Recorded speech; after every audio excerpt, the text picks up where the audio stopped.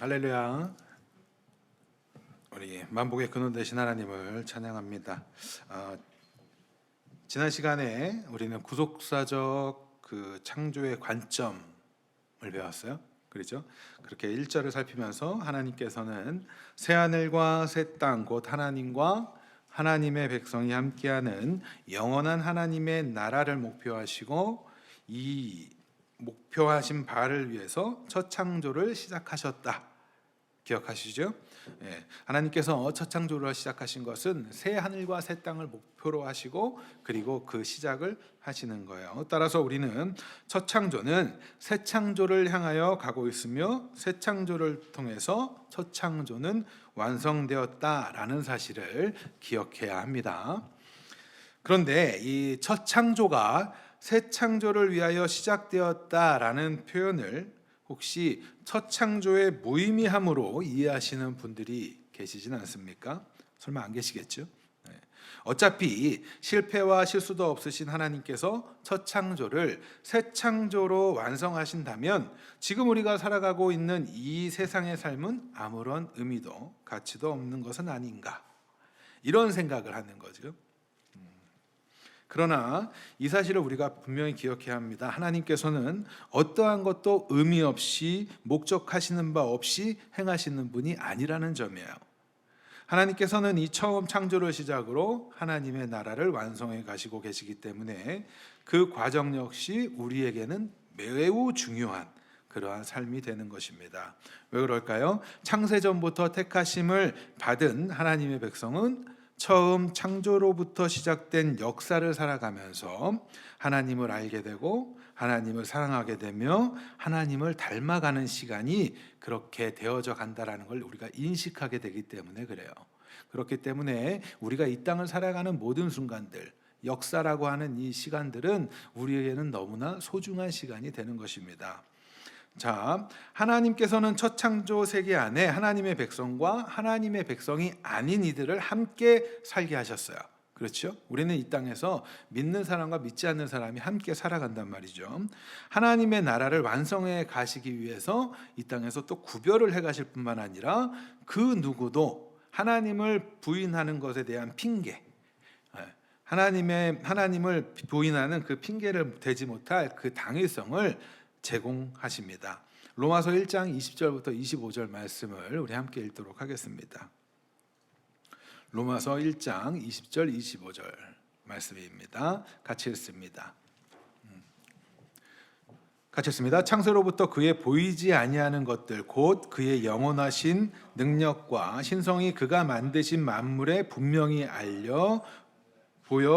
보여 알려졌나니 그러므로 그들이 핑계하지 못할지니라. 하나님을 알되 하나님을 영원하게도 아니하며 감사하지도 아니하고 오히려 그 생각이 허망하여지며 미련한 마음이 어두워졌나니 스스로 지혜 있다 하나 어리석게 되어 썩어지지 아니하는 하나님의 영광을 썩어질 사람과 새와 짐승과 기어다니는 동물 모양의 우상으로 바꾸었느니라. 그러므로 하나님께서 그들을 마음의 정욕대로 더러움에 내버려 두사 그들의 몸을 서로 욕되게 하게 하셨으니 이는 그들이 하나님의 진리를 거짓 것으로 바꾸어 피조물을 조물주보다 더 경배하고 섬김이라. 주는 곧 영원히 찬송할 이시로다. 아멘. 그렇죠? 하나님께서는요, 이 천하 만물들을 섬김의 대상, 우상의 대상으로 만들어 놓으신 것이 아니에요. 그것들을 통해서 우리는 하나님을 알아가야 하는데 그것들 자체가 하나님의 놀라운 솜씨, 하나님의 실력, 하나님의 성품, 하나님의 지혜와 모든 것들을 나타내고 있기 때문에 그것들을 본 자들마다 어떠한 핑계대지 못하는 거예요. 하나님을 부인하는 것에 대해서. 따라서 우리는 하나님의 첫 창조를 통해서 하나님께서 예배받으시기에 합당하신 분이라는 사실을 깨달아야 되겠죠. 하나님을 예배하는 예배자로 구별하고 자라가는 이 시간이 바로 우리가 이 첫 창조를 통해서 살아가는 삶이 되는 것이라는 사실을 기억하셔야 합니다. 이것이 우리의 삶의 이유이기도 하고 의미이기도 하고 목적이기도 한 거예요. 하나님께서 궁극적으로 모세를 통해서 이스라엘 민족을 출애굽시키신 이유를 살펴보면 이러한 사실은 더욱 명확하게 보여집니다.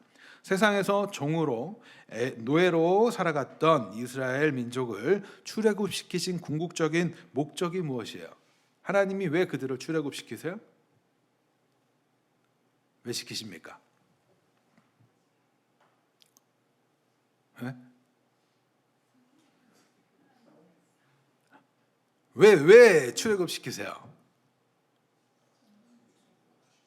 하나님께서 구원하시는데, 그러니까 그 구원하신 이유가 뭐냐고. 구원 자체가 계획이시니까. 하나님이요, 너는 내 백성이 되고 나는 너의 하나님이 되겠다라는 것인데, 그렇게 해서 그것을 구원하시는 거죠. 그 약속하신 바를 기억하시고 그걸 구원하신단 말이에요. 그것을 통해서 하시고자 하는 게 있어요, 하나님이. 그거는 다른 표현으로 하나님의 나라의 완성이겠고, 다른 표현으로 성경에서 보면 이렇게 돼요. 출애굽기 3장 10절부터 12절입니다. 출애굽기 3장 10절부터 12절 같이 읽습니다. 이제 내가 너를 바로에게 보내어 너에게 내 백성 이스라엘 자손을 애굽에서 인도하여 내게 하리라. 모세가 하나님께 아뢰되 내가 누구기에 바로에게 가며 이스라엘 자손을 애굽에서 인도하여 내리이까. 하나님이 이르시되 내가 반드시 너와 함께 있으리라. 내가 그 백성을 애굽에서 인도하여 낸 후에 너희가 이 산에서 하나님을 뭐 한다고요? 섬기리니 이것이 내가 너를 보낸 증거니. 18절 같이 읽겠습니다. 18절 말씀. 18절 같이 읽습니다. 제가 읽어드릴게요. 그들이 내 말을 들으리니 너는 그들의 장로들과 함께 애굽 왕에게 이르기를 히브리 사람의 하나님 여호와께서 우리에게 임하셨은즉 우리가 우리 하나님 여호와께 제사 드리려 하오니 사흘 길쯤 광야로 가도록 허락하소서 하라. 자, 들어보셨을 거예요, 여러분들. 분명히 기억을 못하셨을 뿐이지. 그러니까 하나님께서 모세를 택하셨어요. 그리고 모세를 통해서 이스라엘 민족을 출애굽시키십니다. 이때에 그들에게 뭐 하라고? 제사하라고. 오늘날 우리의 표현으로 예배하라고. 그러니까 하나님께서 구원하신 목적과 이유는 뭐예요? 예배에 있어요. 하나님의 백성이라는 존재 자체가 예배자인 거예요. 성경은 계속 이야기하죠. 우상을 섬기지 말라. 우상 섬기지 말라. 이 자연 만물들 그것들이 너희의 우상이 아니라 하나님의 만드신 작품들이고 너희가 예배할 대상은 누구다? 하나님이다. 스스로 계신 여호와 나다라는 이야기를 해주고 있단 말이에요. 그렇기 때문에 성도는 예배드리는 것이 합당한 거예요. 결국 여호와 하나님께 제사 곧 예배드리는 자들로 그들을 구별하시고 출애굽시키신 것이에요.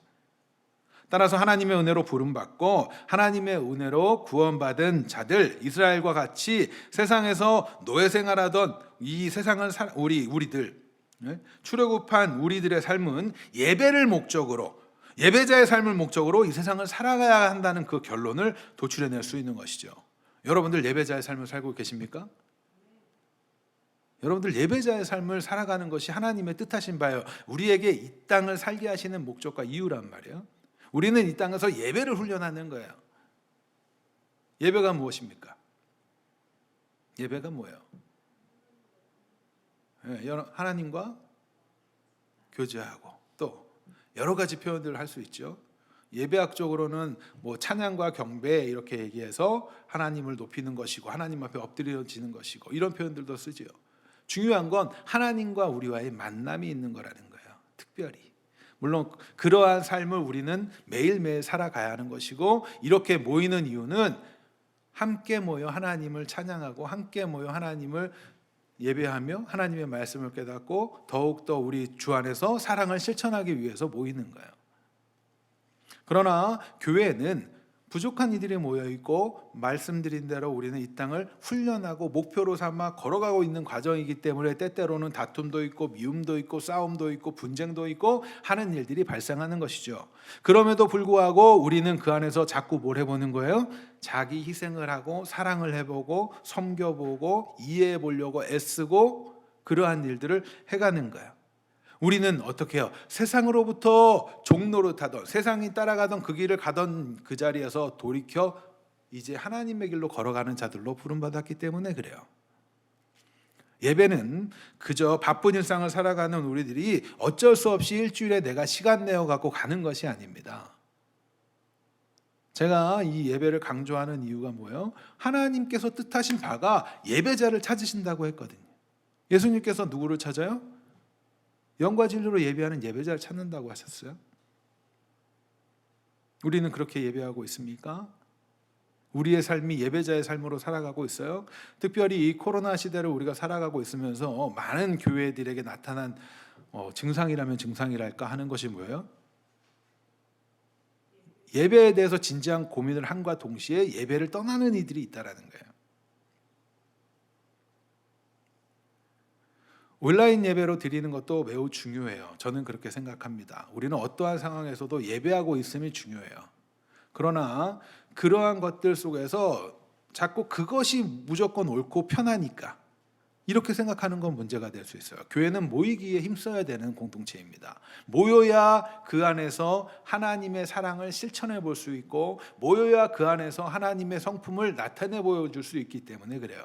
교회는 기본적으로 모이는 곳입니다. 그런 걸 애쓰셔야 돼요. 한 방편이 전부가 될 수 없죠. 온라인 예배 마찬가지예요. 온라인 예배로 드릴 수 있어요. 그러나 모이기에도 힘쓰고 그것에 중심되는 것을 좀 가지고 있을 필요는 있습니다. 억지로 내가 1시간 떼어내서 그저 종교행위 하기 위해서 이렇게 모이는 것이 아니라는 점을 기억하셔야 돼요. 하나님께서 우리를 이 땅을 살게 하시는 이유, 첫 창조를 시작으로 새 창조로 가는 그 과정을 우리를 살게 하시는 이유는 우리를 예배자로 만들어 가시기 위함이에요. 이스라엘 민족이 종노릇 그 애굽에서 건짐을 받아 세상과 경계를 세워 나누어지고 하나님에서 자유와 해방, 안식을 통해 거룩으로 채워지는 그 시간이 바로 예배였던 거예요. 건짐을 받았다는 건 뭐예요? 그들과 경계가 세워지고 나눠졌다는 거예요. 구별되어졌다는 거죠. 그리고 어떻게 돼요? 그 세상을 힘으로 세상 것을 쫓아서 살아가던 그 자리에서 이제는 그것이 나의 주가 아닙니다 라는 그러한 가운데 하나님이 생명이신 하나님이 나의 주가 되시기 때문에 그 안에서 진리 가운데 자유해지는 그 해방을 얻게 되는 거예요. 안식년, 희년 그런 게 뭘 나타내요? 자유함이잖아요. 자유함. 그 정점에 있는 게 예배란 말이에요. 그러니까 여러분들이 예배를 참석하시면서 예배를 드리시면서 그저 내가 어쩔 수 없이 이것이 아니라 그 말씀을 깊이 이해하면서 자꾸 예배에 동참하는 훈련을 하셔야 됩니다. 이 사실을 다시 마음에 새기고 지난 시간에 이어서 오늘 말씀을 살펴보고자 하는데요. 지난 시간에 살펴본 바와 같이 하나님께서는 1절을 하늘들과 땅을 창조하셨습니다. 우리 그렇게 이해를 하기로 했어요. 어떻게? 우주 가운데 하나님이 에레츠, 지구를 매달아 두시는 거예요. 삼중천으로 이루어진 하늘들과 땅, 지구를 창조하셨어요. 성경의 증언 한 구절을 살펴보겠습니다. 욥기 26장 7절입니다. 욥기 26장 7절 말씀 같이 읽습니다. 그는 북쪽을 허공에 펴시며 땅을 아무것도 없는 곳에 매다시며, 땅, 지구를 하늘에 매다시는 거예요. 아무것도 없는 그곳에 지구를 떨렁 이렇게 만들어 놓으시는 거죠. 그것이 첫째 날 이렇게 창조가 이루어지기 시작하는 거예요. 하나님께서는 우주 공간에 땅, 지구를 매달아 두셨습니다. 그때의 상태를 보면, 자, 여러분들이 이제 시선을 가지실 때 이렇게 보시는 거죠. 멀리서부터 점점 이렇게 집중되어져 가는 거예요. 포커스가. 2절의 상태를 보니까 2절에서 뭐라 그래요? 땅이 혼돈하고 공허하며 흑암이 깊음 위에 있고 하나님의 영은 수면 위에 운행하시니라 라고 묘사를 하고 있어요. 첫째 날의 창조를 기록하면서 매우 강력하게 천지 그 창조주 하나님, 모든 만물의 주인 되시며 예배 받으시기에 합당하신 그 하나님을 선포하고 있는 이 모세가 이내 우리를 땅이 혼돈하고 그 다음에 공허하며 흑암이 깊음 위에 있는 그 상태의 지구로 시선을 주목하게 가고 있는 거예요. 그러니까 상상을 하면서 여러분들이 머릿속에 상상을 좀 그려가면서 이 말씀을 이해해 보시기 바래요. 땅이 혼돈하고 공허하다는 말의 의미가 무엇입니까? 혼돈하고 공허하다. 혼돈이라는 말이 뭐예요? 질서가 없지요. 무질서요. 이 혼돈이라는 단어는 틀이 없다라는 말이에요. 이렇게 컵이 있으면 이 틀이 없는 거예요. 그러면 이 내용물을 담을 수 있겠습니까? 담을 수 없겠죠. 자, 공허하다는 말은 무슨 말이에요? 비었단 말이에요. 내용이 없다는 거예요. 그러니까 여기서도 우리는 알 수 있어요. 아, 하나님은 이렇게 무에서 유를 창조해 내시는구나. 또 반대로 이것을 세워 가신다라는 건 뭘 세워요? 질서를 잡아 가시는구나. 자, 아무것도 없는 공간에 컵을 이렇게 딱 내면 경계가 구분이 됩니까? 안 됩니까? 구분이 되지요. 이런 것들을 우리는 기억해 보는 거예요. 무질서한 상태, 어떤 생명조차 존재할 수 없는, 그 내용도 없는, 생명의 빛조차 없던 그 상태를 묘사하고 있는 거예요.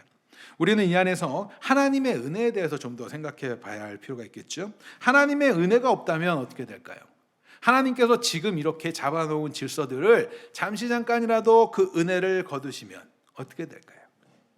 무질서해지죠. 무질서해지는 거예요. 하나님의 은혜가 없다면 공허해집니다. 하나님의 은혜가 없다면 아무것도 없는 것이 되는 거예요. 우리는 이 창세기 이 표현 안에서도 하나님의 그 놀라운 은혜를 생각해 볼 수 있는 것이죠. 어떠한 기대도 할 수 없고 어떠한 희망도 없는 그러한 상태. 하나님의 은혜가 없으면, 은혜 아니면 간혹 사람들이 은혜에 대해서 생각할 때 특별한 경험, 자신이 경험했던 어떤 특별한, 그것도 은혜 맞겠죠. 그러나 정말 누구나에게 베풀어 준 거에 대해서는 참 감사함이 덜합니다. 그러나 우리가 코로나 시대를 겪으면서 참 감사하지 않았어요? 빨리 마스크를 벗어던지고 예배하고 싶지 않아요? 빨리 마스크를 벗어던지고 누구나 그냥 자유롭게 만나서 이야기하고 얘기하고 이랬던 생활들이 그립지 않습니까? 그때 그 전에 우리가 그것을 감사한 적 없잖아요. 숨 쉬는 것조차 우리는 이 시간 감사할 수 있어야 돼요.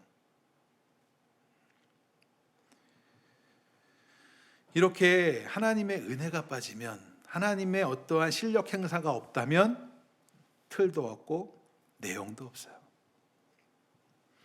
그러나 이내 모세는 우리에게 점점 기대를 갖도록 이끌고 갑니다. 어떻게요? 하나님의 영이 수면을 운행하고 있다라는 표현을 통해서. 하나님의 영이 수면 위를 운행한다라는 이 표현을 우리가 좀 더 주목해 보고자 합니다. 왜 그런가 하면 이 표현을 통해서 우리는 하나님께서 이스라엘을 출애시키실 때, 또 천지 만물을 창조하신 그 하나님이시며 예배받으시기에 합당한 하나님이심을 아는 것과 동시에 그 하나님께서 하나님의 백성의 삶을 어떻게 운행하시는지, 다시 말해서 하나님께서 하나님의 백성을 어떻게 살피시고 인도하시고 자라게 하시는 방법 등을 궁극적으로 알 수 있고, 궁극적으로는 이 새 창조와 연관지어서도 생각해 볼 수 있기 때문에 그래요. 이 운행하다라고 번역한 단어는 신명기 32장 11절에서만 동일하게 해석되는 단어예요. 그래서 학자들이 요 단어와 같은 그런 용례를 살필 때 신명기 32장 8절에서 12절 말씀에 나타난 11절 말씀을 주목하죠. 우리 신명기 32장 8절에서 12절 말씀을 함께 읽도록 하겠습니다. 같이 읽습니다. 지극히 높으신 자가 민족들에게 기업을 주실 때에, 인종을 나누실 때에 이스라엘 자손의 수요대로 백성들의 경계를 정하셨도다. 여호와의 분깃은 자기의 백성이라 야곱은 그가 택하신 기업이로다.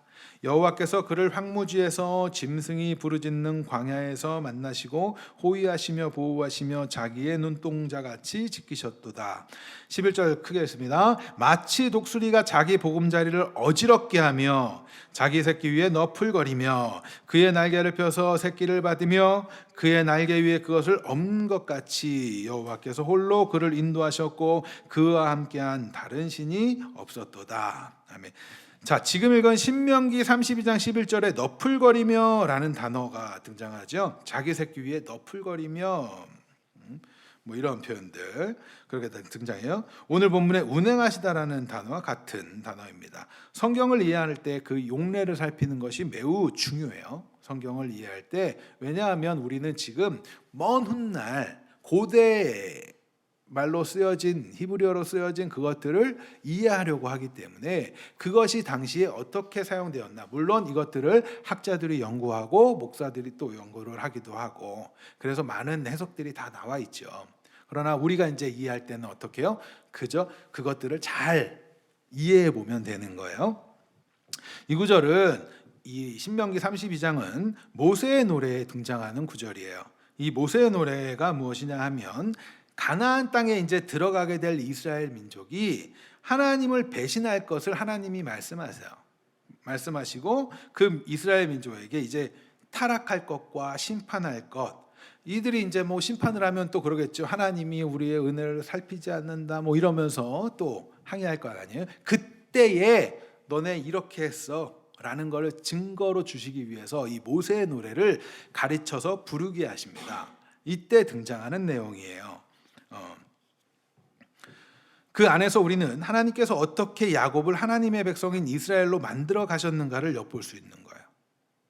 그 과정이 어떠해요? 11절 말씀처럼 이렇게 되는 거예요. 마치 독수리가 자기 새끼가 날 수 있도록 하기 위해서 일부러 둥지를 뒤흔들고 퍼덕이면서 떨어뜨린, 독수리가 자기 새끼에게 날개를 하기 위해서 계속 둥지 안에만 있으면 안 되잖아요. 그죠? 독수리가 새끼 때 둥지 안에만 계속 있으면 독수리는 날아서 먹이를 잡아와야 되고 날아야 뭔가를 할 수 있는 존재예요. 날지 않으면 아무것도 없어요. 생명을 유지할 수 없어요. 그렇게 하시기 위해서 하나님이 뭐 하셨다고? 일부러 독수리처럼 흔드셨다는 거예요. 그들을 퍼덕이면서 내려놓게 하시는 거예요. 그러면 독수리 새끼가 이제 막 퍼덕퍼덕 하다가 점점 힘이 붙이니까 떨어지겠죠? 그때 어떻게 해요? 독수리 어미가 그를 날개로 받죠. 신속하게 받아내버려서 해를 당하게 하지 않는 방식으로 반복적으로 하면서 튼튼하게 생존할 수 있도록 자라가게 하셨다는 거예요. 이렇게 하나님이 야곱을 만드셨다는 거예요. 야곱을 이스라엘 만드셨다는 거예요. 하나님의 백성으로 이렇게 만들어 가시는 이스라엘 민족 역시 그렇게 하셨다는 거예요. 야곱의 후손님 이스라엘 민족 역시 그렇게 하셨다는 거예요.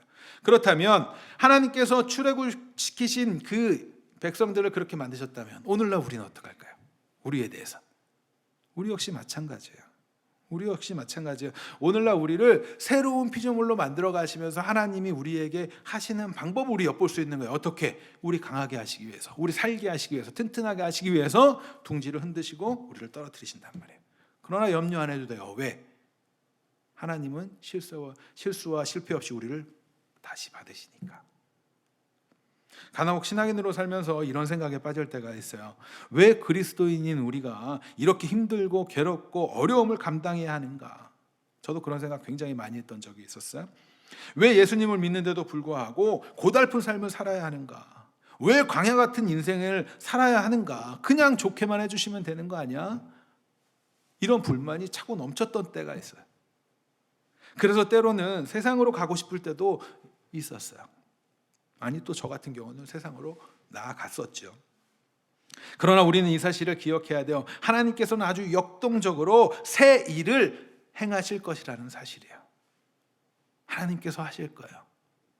혼돈하고 공허하며 흑암만이 가득한 세상에 하나님의 영이 그 위를 운행하고 계신다는 사실을 여러분들 기억하시기 바랍니다. 그것에 이제 뭐 하시려고? 창조하시려고, 만드시려고, 우리의 삶 가운데 뭐 하시려고? 우리를 새롭게 하시려고. 우리의 삶 마찬가지예요. 혼돈하고 공허하고 하나님의 은혜 가운데 있잖아요. 그럴 때 공허한 우리 가운데 깊은 수면 위에 있는 우리 안에 하나님의 영이 이제 새 생명을 불어넣기 위해서, 우리를 자라게 하시기 위해서, 튼튼하게 하시기 위해서 어떻게 해요? 운행하고 계시는 거예요. 감격스럽지 않습니까? 하나님이 우리들 가운데 이렇게 운행하고 계신다고 생각을 해보세요.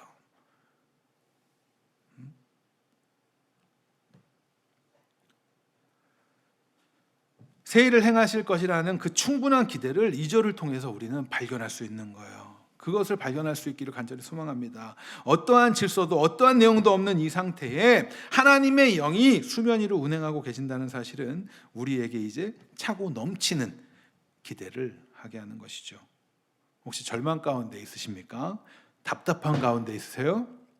왜 나만, 왜 우리만 이래야 되고, 왜 이런 좌절하는 일이 있어야 되고, 낙심하는 일이 있어야 됩니까? 라고 생각이 되세요. 그 위에 하나님의 영이 운행하고 계시고 우리를 이렇게 잡으실 준비를 하신다는 사실을 기억하시기 바랍니다. 이러한 상태 가운데 하나님께서 이제 하나님의 말씀과 능력으로 생명을 불어넣으시며 창조를 하십니다. 그 방법이 무엇입니까? 창조 기사를 살펴보면 혼돈하고 공허한 상태를 나누시고 채우시는 과정을 반복하시면서 창조하신다는 점을 발견할 수 있어요. 자, 먼저 틀을 만드시고 다음으로 안을 채우시며 균형과 질서를 세우시는 방법으로 창조를 하시죠. 이를 통해서 우리가 알 수 있는 하나님은 어떤 하나님인지 좀 생각해 보도록 하겠습니다. 하나님께서는 첫째 날, 둘째 날, 셋째 날 뭐를 하세요? 틀을 형성하세요. 아까 틀도 없고 내용도 없다 그랬어요. 공허하다. 그 틀을 만드시세요. 이때 하나님께서 어떠한 방식이냐면 나누는 방식으로 그 틀을 하십니다. 틀을 만드세요. 분리를 통해서 그 틀을 세우시는 거예요. 자, 이때 나누다라고 사용된 단어인 바달이라는 단어는 분리하다, 구별하다라는 의미를 가진 단어입니다. 하나님께서 첫째 날 빛과 어두움 나누시죠. 빛과 어두움을 나누세요. 둘째 날 아래 물과 위의 물을 나누세요. 그리고 셋째 날에 물을 모으시고 뭇을 드러나게 하시면서 또 나누시죠. 그렇게 구별을 하세요. 이러한 과정을 통해서 하나님께서는 경계를 세우시고 질서를 세우시고 분리를 하시는 거예요. 이 나누다라는 표현라고 표현된 하나님의 분리의 과정은요, 출애굽 당시에 성막의 그 성소 그리고 지성소 이때 나눌 때 그때에도 사용이 됩니다. 뿐만 아니라 애굽에서 이스라엘 백성을 분리하실 때에도 사용이 돼요. 하나님께서 행하신 이 분리의 과정은 단순히 창조의 방식만을 말하는 것이 그러한 것 목적으로 해서 사용되고 있는 것이 아니라는 점을 우리가 생각해 볼 필요가 있는 것이죠. 왜 전능하신 하나님께서 단번에 그냥 만들어 버려도 될 일을, 그렇잖아요. 한 번에 그냥 탁 만드시면 될 일을 굳이 이러한 방식으로 만들었다고 모세를 통해서 기록하고 있는 것일까요? 왜 이렇게 창조하고 있는 것일까요? 그 안에는 하나님께서 의도적으로 하나님 나라의 완성을 해 가시는 그 과정 속에서 이스라엘 민족을 세상으로부터 뭐 하세요? 분리시키시고 세상에서 자신의 정욕대로 살아가던 우리들을 예수 그리스도 안으로 분리시키시고, 이러한 계획을 이때부터도 조금씩 힌트하고 계시는 것 아니겠습니까? 레위기를 살펴보면요, 여러분들이 참 어려워하는 내용들이 등장하죠.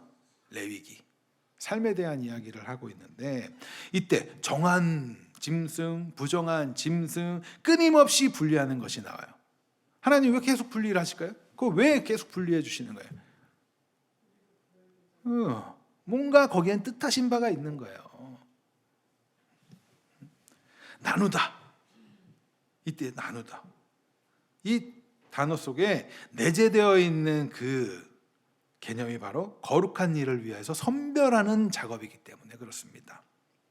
따라서 이 나누다라는 것은 거룩과 연관성이 있는 단어인 거예요. 하나님께서 이 창조 세계를 창조하시면서부터 구별해 가시는 분이심을 우리는 이것들을 내용들을 살피면서도 알 수 있는 거죠. 이것은 단지 그저 어떠한 공동체 안에서 파당을 짓고 교회 안에서도 막 이렇게 파벌 짓고 이러한 것들, 이런 세를 짓는 나눔과는 차원이 다른 이야기입니다. 거룩한 나눔의 작업이기 때문에 그래요. 이러한 작업에 대해서 예수님께서 이런 표현을 하셨던 건 여러분 혹시 기억하십니까? 내가 도리어 분쟁하게 하려 함이로라 라고 했던 말씀. 누가복음 12장 51절 말씀입니다. 누가복음 12장 51절 말씀.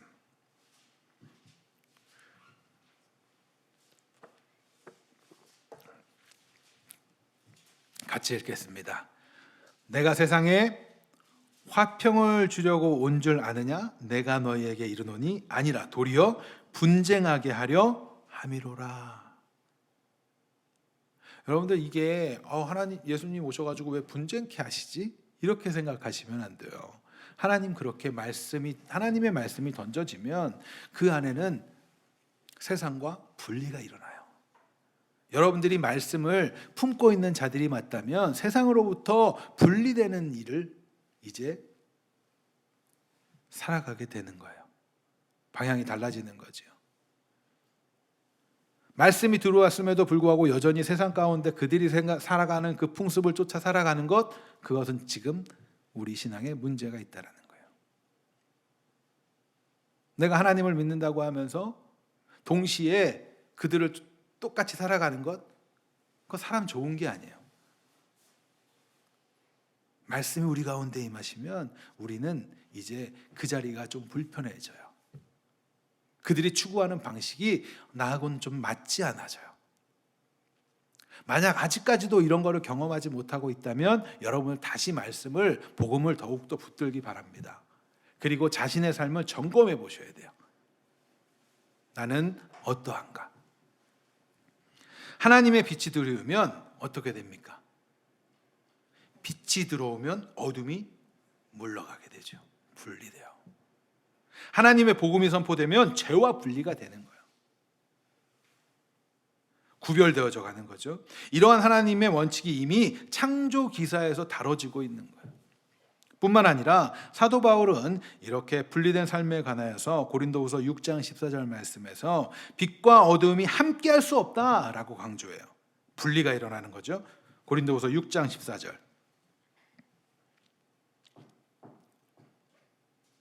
6장 14절 같이 읽습니다. 너희는 믿지 않는 자와 멍에를 함께 매지 말라. 의와 불법이 어찌 함께하며 빛과 어둠이 어찌 사귀며. 그렇죠. 그리스도의 말씀이 우리 안에 오면 세상에 우리 길을 즐겁게 하고 내 배를 든든하게 해줄 것 같은 그런 소리가 이제는 멀어져 가요.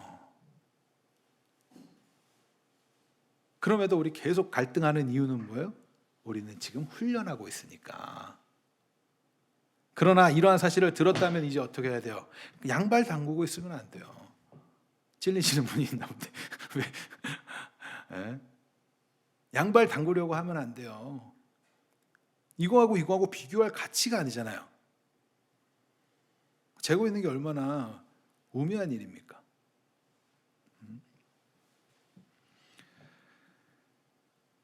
따라서 우리는 이 틀을 만드신 하나님의 창조 과정을 보면서 세상과 구별되어야 함을 기억할 필요가 있는 거예요. 우리가 그리스도인이 맞다면 말입니다.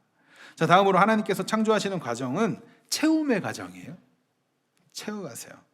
넷째, 다섯째, 여섯째 날은 분리를 통해서 첫째 날, 둘째 날, 셋째 날을 이렇게 다시 채우시죠. 그죠? 채워가세요. 이 틀이 없던 그것에 틀을 만드신 후에 이제 그 내용들을 채워가신단 말이에요. 혼돈하고 공허하고 흑암이 깊음 위에 있던 그 상태를 하나님께서는 질서를 세우심으로 채우고 그 안에 은혜로 충만케 하심으로써 채움을 통해서 생명이 자라갈 수 있는 환경을 조성해 가십니다. 이렇게 첫째 창조가 이루어져요. 그 채움이라는 것은 하나님의 은혜가 임하시면, 하나님의 능력이 임하시면 채워져 가는 거죠. 우리의 공허도 마찬가지예요. 우리의 삶 속에서 공허함을 느끼게 되는 때가 있을 거예요. 다양한 게 어떠한 자신만이 느끼는 그 공허함, 사람을 이런 공연하는 사람들이나 무대 이런 것들을 좀 많이 한 사람들은 그들이 왜 뒤풀이 그렇게 많이 하죠? 공허하니까. 막 무대에서 뭔가 열정을 다해서 다 하고 막 환호 소리 막 듣고 있다가 무대가 딱 끝나고 혼자 남겨졌을 그때에 밀려오는 그 공허함. 저도 학생 때 그런 거를 좀 느껴본 적이 있었어요. 공연을 하고 나서 교회에서 찬양팀 만들어가지고 막 공연하고 막 초청해가지고 공연해놓고 너무나 신나고 즐겁고 행복하게 했는데 딱 끝나고 나서 혼자 지하 예배실에 딱 들어갔는데 밀려오는 그 공허함. 그때 느꼈어요. 아, 이건 찬양을 한 게 아니구나. 나의 공연을 한 거였구나. 굉장히 공허함을 느꼈어요. 또 어떤 분들은 인생의 목표를 자신이 열심히 최선을 다하고 헌신하고 열정을 다해서 했는데 그리고 이루었어요. 그러고 났는데 밀려오는 공허함.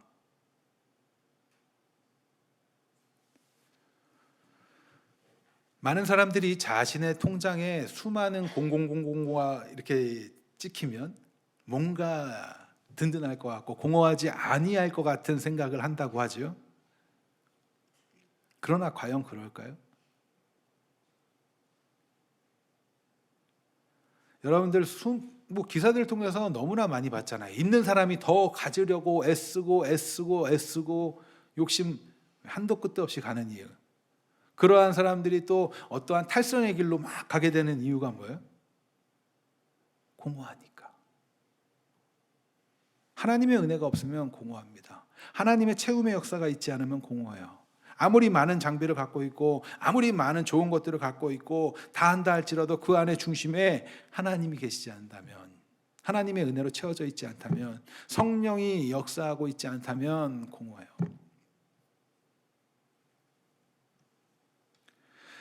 하나님의 창조는 분리와 채움의 창조입니다. 그렇다면 하나님의 나라, 새 창조는 어떻게 될까요? 자, 첫 창조는 새 창조를 힌트하고 있어요. 하나님의 나라 역시 분리와 채움을 통해서 이루어져 가겠죠.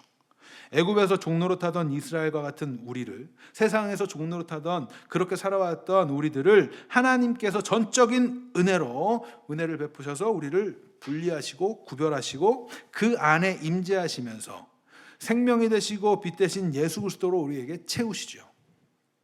그렇게 하나님의 새 창조 시작되는 거예요. 새로운 창조가 이루어져 가는 거예요.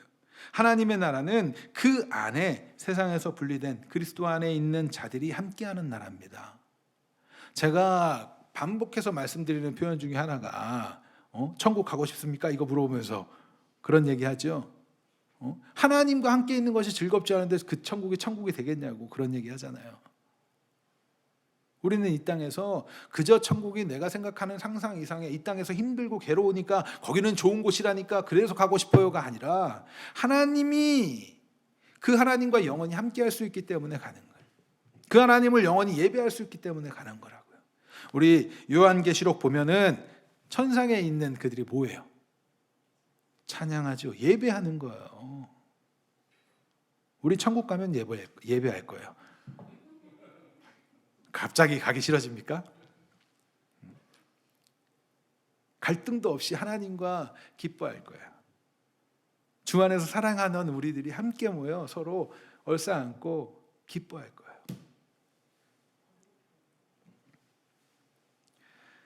거기에는 사회적 거리두기는 없겠죠.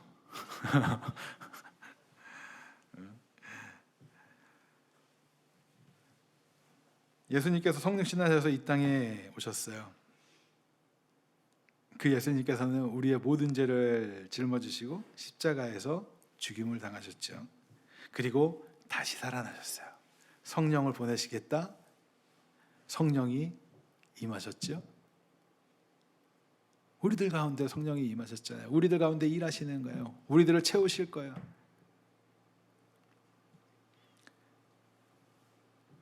그래서 우리가 예수 그리스도를 주로 고백할 수 있는 것 아닙니까?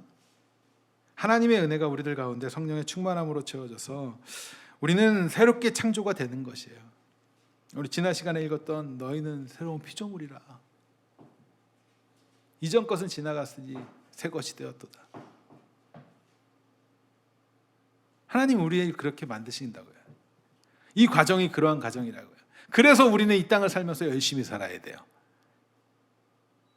그런데 그 열심히 산다라는 건 내가 보기에 열심히 사는 것 중요하지만 하나님이 인정하시는 삶 살아야 되지 않겠습니까? 세상에서 좋은 평판 듣는 거 그것도 열심히 하세요. 그러나 하나님하고 세상의 평가가 동일하지 않을 수 있다는 것도 명심하셔야 돼요. 우리가 그리스도인답게 살아가기 시작하면 세상은 우리에게 더욱더 손가락질할 거고 더욱더 한심하게 볼 거고 바보같이 볼 거예요. 왜 그래요? 세상은 있는 자를 위해서 살아가고 있는 자가 약한 자를 누르고 이러한 방식으로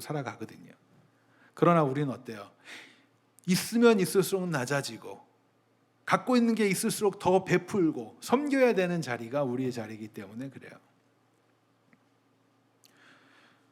여러분들 삶이 힘들고 괴로울 때 이 말씀을 창세기 1장 1절을 보면서 나누시고 분리해 가시는 그 내용들을 보면서도 하나님 이렇게 우리 가운데 채우시고 그렇게 일하실 거라는 기대를 품기 바랍니다.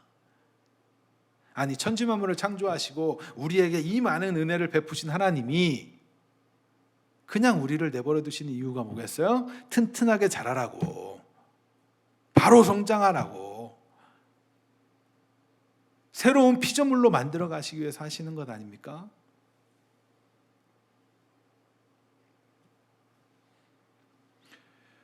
이러한 내용들을 우리가 생각해 보면서 우리는 첫 창조의 기사를 보면서 새 창조를 이루어 가시는 하나님의 구속사를 더욱더 발견하게 되는 거예요.